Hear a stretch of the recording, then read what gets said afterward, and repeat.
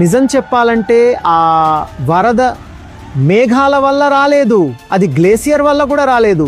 అది వచ్చింది మరొక కారు, మరొక ఇల్లు, మరొక వెకేషన్, మరొక హాలిడే, మరొక ప్రయాణం, కొన్న మరొక వస్తువు, ఇంట్లో పెట్టుకున్న మరొక ఫర్నిచర్ ముక్క, మరొక కారు, మరొక బిడ్డ వల్ల. మన లోపలి శూన్యత అనంతం కదా, అందుకే మనకు వినియోగం కూడా అనంతంగా కావాలి. ఇప్పుడు భూమిపై ఉన్న 850 కోట్ల మంది మనుషులు చేస్తున్నది ఇదే. అందరూ తమ కోసం అనంతమైన వినియోగాన్ని సమకూర్చుకునే పనిలో పడ్డారు, ఎందుకంటే జీవిత పరమార్థం ఇదేనని మనకు చెప్పారు. మరి మీరు అనంతంగా వినియోగించాలంటే భూమిని కూడా అనంతంగా తగలబెట్టాల్సిందే. ఈ భూమి తగలబడటమే హిమాలయాల ఉష్ణోగ్రత. ఆ వేడి వల్లే మంచు విరిగింది, గ్లేసియర్ విరిగి నదిలో పడింది, దానివల్లే వందలాది మంది చనిపోయారు.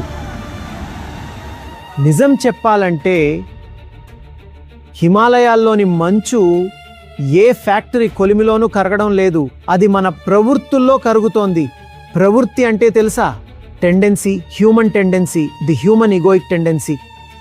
మన అహంకారమే రగులుతోంది, అదే అన్నింటినీ కరిగిస్తోంది, తగలబెడుతోంది, నాశనం చేస్తోంది.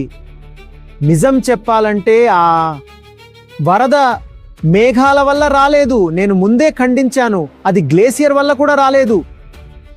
అది వచ్చింది జీవితాన్ని చూసే మన తప్పుడు దృక్పథం వల్ల, అది మన మనసు నుండి వచ్చింది.